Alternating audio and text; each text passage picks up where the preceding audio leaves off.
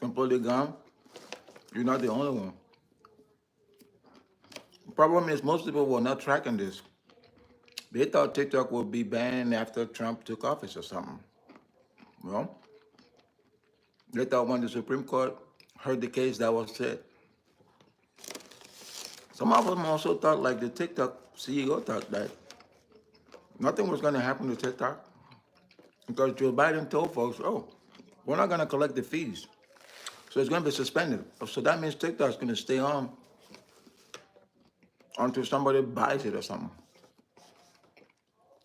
But that's not what happened.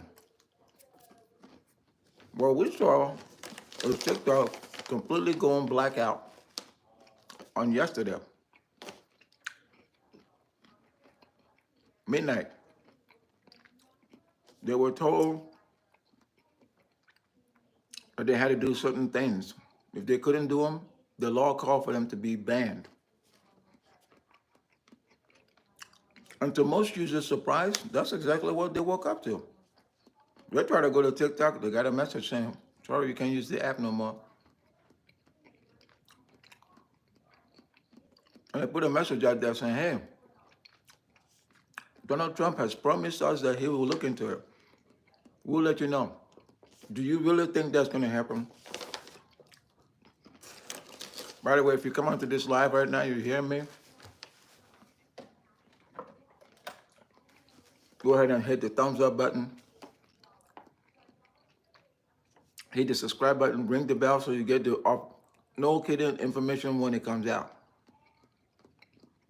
That's why people were completely surprised this morning. They were not tracking what was happening with TikTok. And it's just not the creators, it's also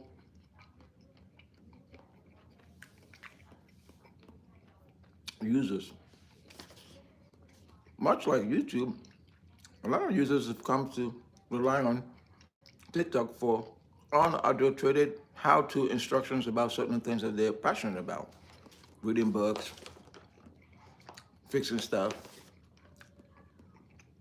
getting the latest news, unfiltered, getting coached, figuring out how to make money, figuring out how to be an entrepreneur. What kind of car is behind me? I think it's a French car. Although that one right there, so an Lamborghini Superleggera.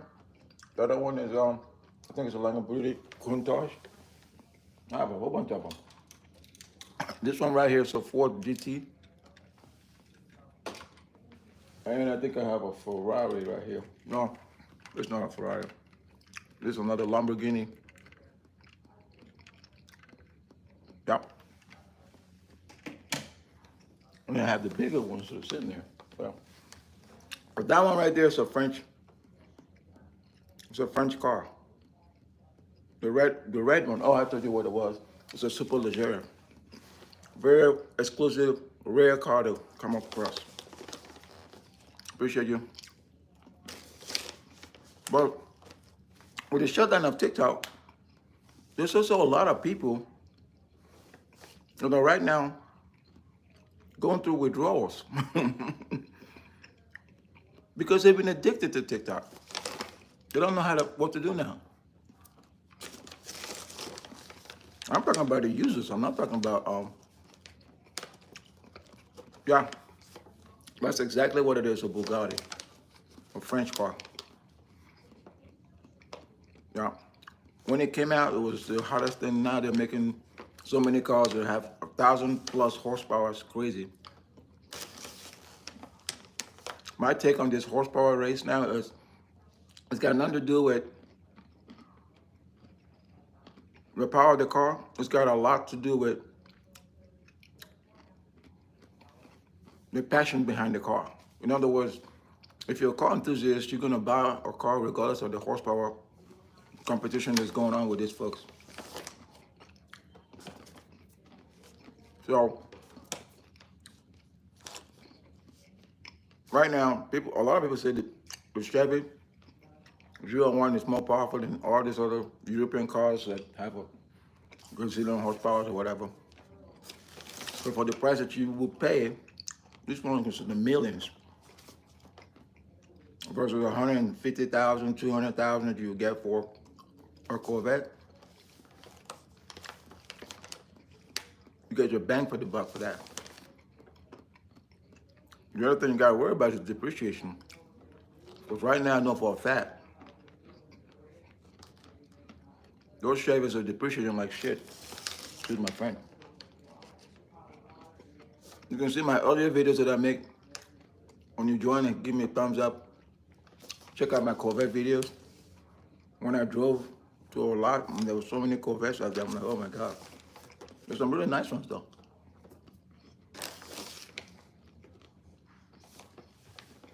See that car right there? That's my BMW M4 competition that's sitting in there. I made this merch just for you guys. In fact, there should be a link somewhere in the description below. You click a link and go get that merch. Okay? Do me a quick favor, do that. I think it's only $19.99. The M4 competition in the back, and in the front, you have an exotic car driving through the sunset. That is an original image. The image in the front, if I can show that to you real quick, it's an AI generated. Because you can tell AI to do whatever and it'll do it for you. All right, here we go. You see it? I'm bringing it a little closer. So AI generated image of an exotic car driving to the sunset. On the back is a picture of my M4 competition. It's the best car ever made. I don't care what anybody says, because now you have 3 stacks based off of this model. You have this model. Then you got the C. You know what I'm talking about, right? The one that was track focused. Then you got the new one that is coming out in 25 this year. That's the CS. So it's 3 stacks. So you have this. You have the CLS. What's this CSL? CSL. Then you have the CS. 3 stacks. Now you see BMW is finally coming back to what it's supposed to do, right? Bring excitement back to its brand. Right away. So that's my little pitch for the merch. For that, I'm gonna put the merch away so you can take a look at the Bugatti. In other news, we talked a little bit about TikTok and the growing pains that that company is going through right now. I don't know if you guys realize, like, Monday is also Martin Luther King Junior Day. It's a day we commemorate that civil rights leader. And it's also happened to be the same day that Donald J. Trump takes office. What a conflict, right? Or is that a message that's been sent that nobody's really talking about? I want you to think about that for a little bit, okay? What's really going on? On the one hand, you got the TikTok CEO, word has it that he's been invited to the inauguration. That's why when you go to TikTok.com right now, it says, yeah, you don't have access, but President Trump has promised us he'll look into it. Is he going to do an executive order that's literally going to do away with the law? I don't know. I'm just noticing some stuff that I'm pointing out right now, right? Then you have Elon Musk with his Tesla enterprise going to be there. Then you have Jeff Bezos is going to be there. Then you have the Facebook CEO. So you got all these wealthy individuals that are going to be part of the directly or indirectly connected to the new administration. And there's also things that are going to be happening within the car space. That's already kind of happening. You know, right now people are saying the Tesla trucks are a piece of shit. Cyber trucks. You know, there's all kinds of incentives that Tesla is pushing for people to get into them trucks. And I've heard the newer ones, there's so many recalls right now, you can't even keep up. And the production line it's been put on hold or something like that. I don't know. I'm hearing all this stuff, and I kind of share some of the breaking news that I hear. All right. The question then becomes: to what extent will you, as a consumer, be plugged in to be able to take full advantage of what's going on right now? When I say take full advantage, I mean, are you already making plans for prolonged austerity measures? You guys know what an austerity measure is? I don't think you do. The only time people felt, well, people say, oh, the Great Depression. Well, that was like 100 plus years ago almost. You didn't really feel that. Or the closest you got was doing that pandemic stuff, right? But even then, it wasn't it wasn't that deep of a depression, you know, 2020, 2019, and when you had that thing basically shut down the economy. I don't know if you remember. I don't know if you remember, people could not go to work, right? People stayed home, and there was virtual work, virtual training, virtual this, virtual that. People got spoiled during the pandemic, but now it's like, you know what the trend is? They're saying people get back to work. And I'm not just talking about civilian enterprise. They're saying to government officials, get your butts back to work. We don't need you just hanging around thinking, oh, we can also work from home. There's also talk about possibly privatizing the United States Postal Service. I think that's a good idea. I went out there yesterday trying to buy stamps. Folks was like, "We're closed." It was 12:30. We are closed. I'm like, "You're closed, really?" I didn't ask you if you were closed. I'm asking you, do you have a certain kind of stamp? Perhaps you need to start competing with other enterprises. We are closed. Yeah, privatize that stuff. Anyway, what I want you guys to know right now is, if you're a TikTok survivor, because that's what that is now. They stayed on TikTok for the last, it's been popular for about 5, 6 years, and they don't know anything else.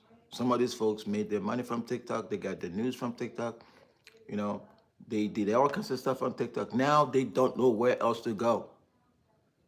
They don't know where else to go. Now, YouTube has been around, but the thing about it is, some of the YouTube creators that I see said they built their audience on TikTok, and then they migrated that audience to YouTube. Well, could that same thing be done? If you already have an audience and you were paying attention to the geopolitical news, you kind of know what was going on, and you started the migration earlier, you'd be in a good spot, because then all your audience just typically just followed you to the next platform, right?